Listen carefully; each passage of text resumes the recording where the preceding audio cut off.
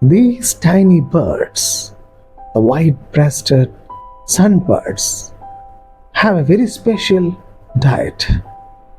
During the morning hours, they feed on nectar from the flowers, and in the afternoon, they search for insects and other arthropods among the foliage.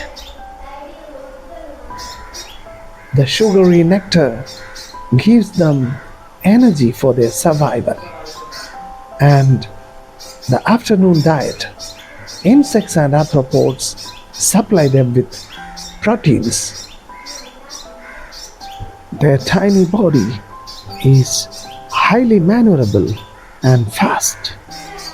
This fast response is necessary for them in order to feed on fast moving insects and arthropods.